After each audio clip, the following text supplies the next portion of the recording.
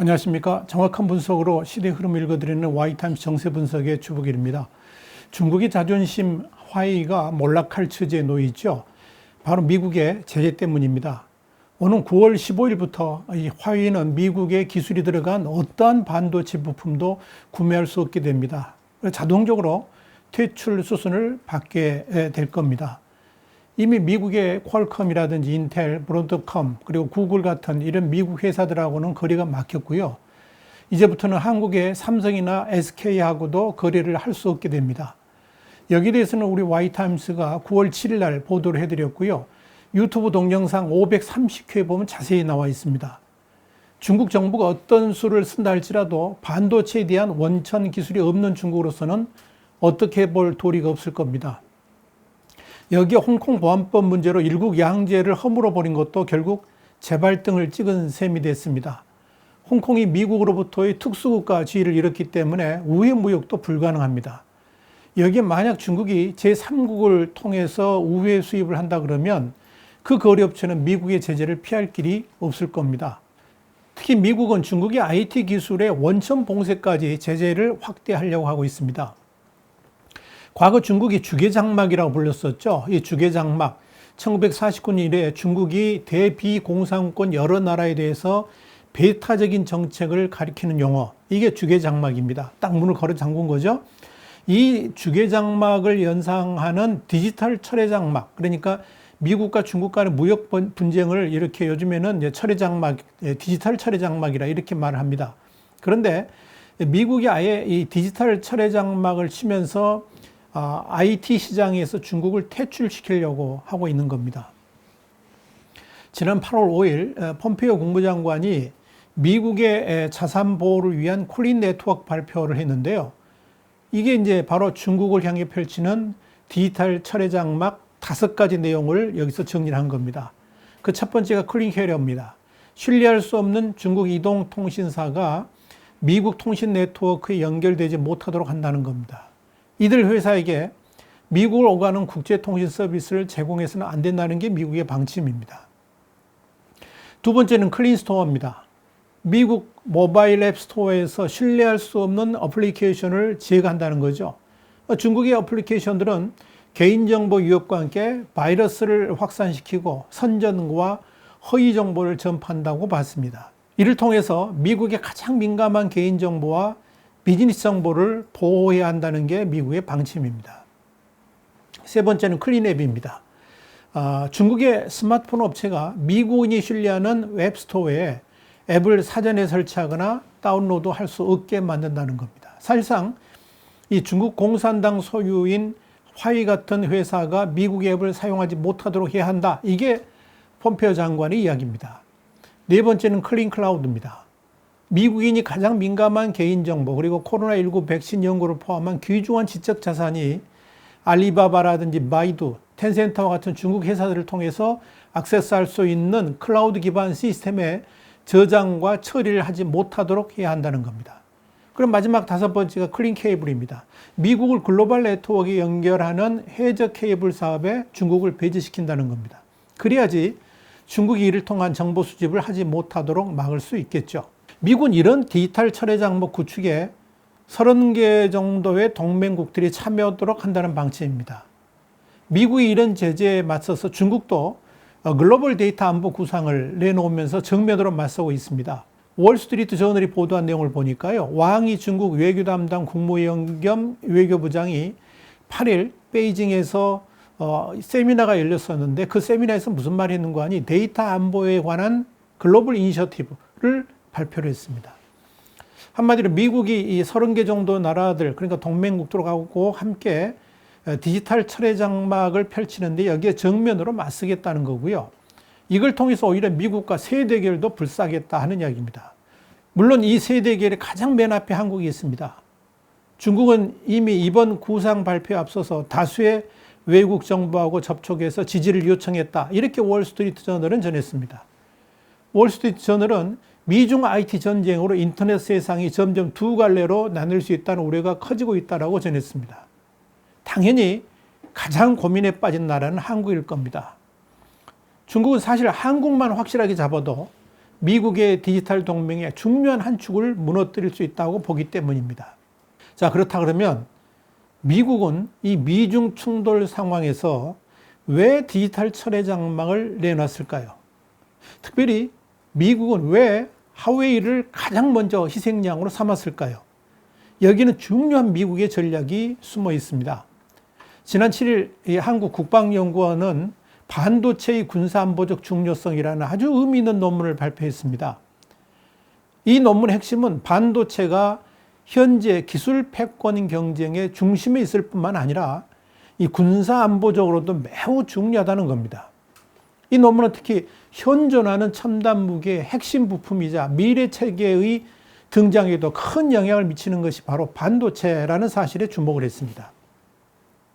결국은 미국이 미중 충돌 상황에서 디지털 철회 장막을 발표하고 제일 먼저 칼을 빼든 대상이 바로 화웨이라는 것은 단순한 무역 전쟁이 아니고요. 미래 군사 전략과도 깊은 연관성이 있다는 이야기입니다. 중국에 있어서 이 화웨이는 중국 제조 기술 굴기의 상징이고요.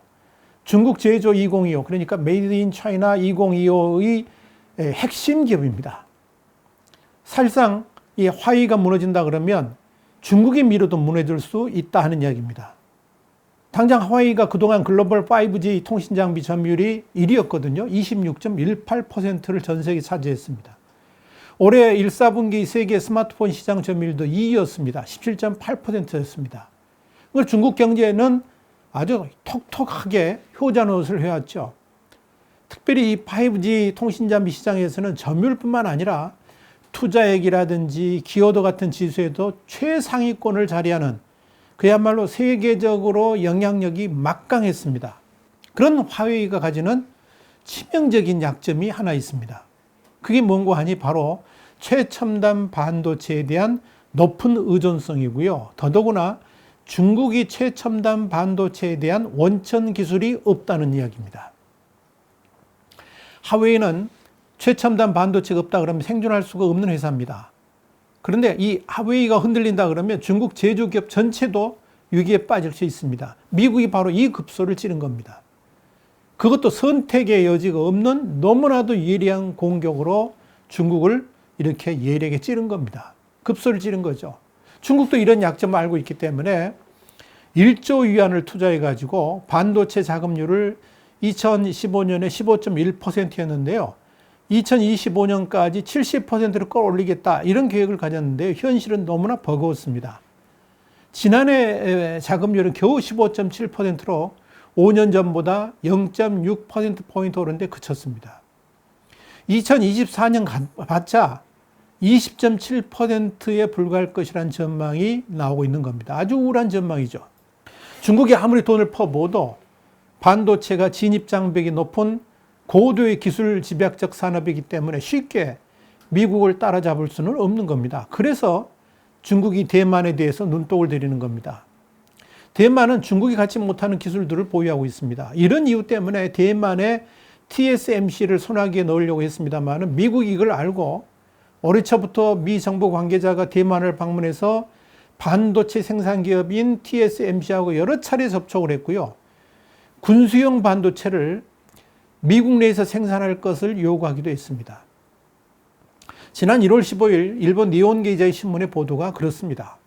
그렇게 대만이 반도체 시장에서 가지고 있는 위치 때문에 중국에서는 무슨 말이 나오냐면 반도체 때문이라도 대만을 공격해가지고 중국 본토로 만들어야 된다는 주장까지 나오고 있는 겁니다.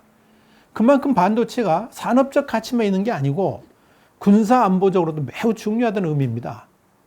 이런 관점에서 미국이 대만과의 관계를 격상시키고 일국양제를 이유로 중국이 반발함에도 불구하고 대만에 보건부 장관을 보내고 미 해병대를 진주시켰고 이제 중국으로부터 대만을 적극 보호하겠다고 나선 겁니다.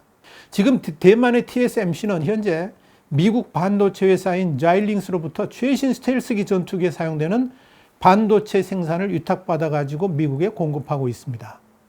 미국 입장에서는 중국의 영향력을 고려할 때 미국 첨단 기술에 적용되는 핵심 부품이죠. 이 반도체가 미국 내에서 생산되는 것이 안전하다고 판단한 것으로 보입니다. 당연한 판단일 겁니다. 이 말은 바꿔 말하면 반도체 시장에서 화웨이를 퇴출시키면 중국의 첨단 무기 제작도 엄청난 난관에 빠질 수 있다는 것을 의미합니다. 대만 반도체 산업에 도움 없는 중국의 첨단 무기 제작은 이거 쉽지 않습니다. 그래서 중국은 대만의 대안으로 한국의 삼성과 SK를 꼽고 있습니다만 그것은 어디까지나 중국의 꿈일 뿐이죠. 아무리 한국 정부가 시진핑 주석의 방안을 기대하면서 삼성과 SK가 중국을 돕도록 하고 싶어도 이미 시작된 강력한 미국의 드라이브에서 벗어날 수는 없습니다. 그런 의미에서 보면 반도체는요, 국가 안보입니다. 이런 관점에서 한국 국방연구원 양지원 등이 쓴 이 반도체의 군사안보적 중요성이라는 논문은 지금 미국과 중국의 충돌 상황을 읽는데 아주 중요한 메시지를 던져줍니다. 미중 두 나라 간 기술 패권 경쟁이 한가운데 놓여있는 반도체는 산업의 쌀에서 한 발 더 나아가가지고 첨단 군사 장비의 핵심 부품이기 때문에 그렇습니다. 반도체가 없다 그러면 새로운 무기 체계의 출현도 불가능해집니다. 이런 관점에서 삼성이나 SK는 단순한 반도체 회사가 아니고요. 한국의 미래를 짊어지고 있는 방위산업체라고 말을 해도 됩니다. 미국은 그런 반도체 기술을 동맹국인 일본과 한국을 중심으로 함께 새로운 역사들을 써왔던 겁니다. 이런 관점에서 한일 간의 분쟁도 살펴볼 필요가 있을 겁니다. 제 말이 조금 불편하신 분도 계시겠지만 객관적으로 드리는 말씀이니까 한번 참고 들어보시기 바랍니다. 한국과 미국 그리고 일본은 사실상의 군사 동맹체입니다. 그래서 미국은 일본과 한국에게 아낌없이 반도체 기술을 넘겨준 것이고요. 일본은 화이트리스트, 그러니까 수출 절차 우대국가라는 제도를 통해서 한국이 고순도 불화수소를 비롯해가지고 주요 반도체라든지 디스플레이 소재들을 마음껏 활용할 수 있도록 지원을 해준 겁니다. 그런데 한국 정부의 반일 프레임이 이러한 삼각동맹 체제를 무너뜨렸습니다. 반도체와 디스플레이는 우리나라 산업의 주축이고 해당 소재들에 대한 대일 의존도가 최고 94%나 됩니다. 이걸 감안한다 그러면 국익을 위해서라도 한일 관계를 최악의 국면으로 몰고 간 것은 잘못된 선택이었다고 봅니다. 물론 한국은 한국대로 이번 기회를 통해서 반도체 소재의 자체 기술화를 추진하는 계기가 되었습니다만 이렇게 되면 우리보다 소재 기술이 훨씬 앞서 있는 일본이 앞으로의 반도체 관련 기술을 한국에 개방할지는 의문입니다. 인체로 비유하자면 중요한 동맥이 점점 막혀가는 형국이 된 겁니다. 이제 일본은 반도체, 디스플레이, 모바일 같은 IT 산업의 주도권을 한국에 빼앗겼습니다만은 앞으로 다가올 차세대 반도체 산업, 나아가서 4차 산업혁명의 주도권마저 한국에 순수히 넘겨주려고 하지는 않을 겁니다. 이렇게 되면 한국은 모든 것을 독자적으로 개발해야지 됩니다. 그만큼 진전이 더뎌질 수밖에 없다는 이야기죠. 반도체 산업이 미래의 국가에 미칠 영향을 고려했다 그러면 이 한일 관계의 악화는 정말 아쉽다고 볼 수가 있습니다. 그 잘못된 판단을 한국이 미국과의 관계에서도 되풀이하면 안 되는 겁니다. 앞서 말씀드렸던 그 논문은 그 현재의 첨단 무기들의 반도체가 어떻게 사용되고 있는지도 상세히 설명해 주고 있습니다. 우선 그 실례로 지난 1991년 미국 CNN을 통해서 생중계됐던 걸프전, 여러분 기억나시죠? 그때 사용했던 미국의 첨단 무기들은 일본의 하이테크, 특별히 반도체 수준을 전 세계에 보여주는 것이기도 했다, 이렇게 말을 합니다. 이라크의 알 후세인과 스카드 탄도미사일을 요격하면서 걸프전에 스타로 등극했던 패트리엇 미사일, 여기에는 일본만이 공급할 수 있는 핵심 부품인 갈륨 비소 반도체가 사용되었습니다. 또 전쟁의 신호탄으로 사용됐던 토마호크 순항 미사일, 이건 목표물을 스스로 찾아가서 비행하기 때문에 기억 장치가 굉장히 중요한데요. 이 기억 장치에 사용되는 메모리 칩 전부 일본 제품으로 채워졌다는 겁니다. 이렇듯 반도체 기술이 발전함에 따라서 이 무기 체계는 더 첨단화되고 또 고도화되고 있습니다. 이 논문은 현재 개발되고 있는 대표적인 사례 몇 가지도 예시를 하고 있습니다. 그 첫째는 뭐냐면 모듈별로 반도체가 탑재된 능동 전자주사식 유상별 레이더입니다. 지금 사진에 보이시죠? 이 AESA 레이더는 스텔스 능력이 뛰어나가지고요. F-35 전투기에도 탑재되어 있는데 우리가 이 전투기를 도입할 때 기술 이전을 받으려고 했습니다만 미국이 승인하지 않았습니다. 두 번째로 예를 든 것이 전장 반도체를 탑재한 자율주행 군용차입니다. 이건 뭐냐면요. 전쟁 상황에서 앞선 차량을 인식하고 자동으로 따라가는 트래킹 기술을 도입해가지고 선두 차량 운전병 2명으로 트럭 89대를 운행할 수 있도록 만들었습니다. 그냥 줄줄이 따라가는 거죠. 운전사 없이. 이 레벨 3 수준의 자율주행 성능을 갖추고 태블릿 PC로 원격 조정도 할 수가 있습니다. 이런 최신 IT 기술을 탑재해가지고 보급이라든지 의료 후송 같은 다양한 작전에 쓰일 수가 있을 겁니다. 이 기술을 활용해가지고 무인 탱크, 무인 잠수정, 항공기 개발에도 쓰이고 있다고 합니다. 세 번째는 전력 반도체 일구를 탑재한 최첨단 드론입니다. 이게 무인 항공기죠. 데이터 지연이 극히 적은 것이 특징인 이 5G 기술을 드론에 접목하면 데이터 송신의 시차가 거의 없이 초고화질 영상을 비롯해가지고 각종 정보를 공유할 수가 있습니다. 그러니까 이런 식으로 반도체 역량은 기술 역량을 넘어가지고 이미 군사 안보에까지 엄청난 영향을 미치고 있습니다. 이런 이유 때문에 미국이 하와이를 반도체 시장에서 퇴출시키려 하는 것이고요. 그렇게 되면 중국의 미래까지 목을 움켜쥘 수 있다고 판단을 한 겁니다. 지금 세상이 그렇게 돌아가고 있습니다. 당연히 중국은 사활을 건 반도체 전쟁을 할 수밖에 없을 겁니다. 그런 관점에서 중국은 한국을 향해 온갖 구애를 다하면서 우리의 반도체 시장을 넘볼 겁니다. 지금부터가 진짜 중요한 외교는 시작됩니다. 그래서 다시 묻습니다.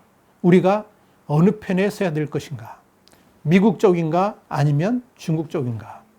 중간에 어정쩡한 위험한 줄타기는 결코 허용되지 않습니다. 지금부터의 외교가 그렇습니다. 이런 질문에 대해서 1초라도 머뭇거린다 그러면 그 사람은 그만큼 아직도 세상의 흐름을 제대로 읽지 못하는 낙오자라고 할 수밖에 없을 겁니다. 와이타임 정세 분석이었습니다. 다음 시간에 다시 뵙겠습니다. 감사합니다.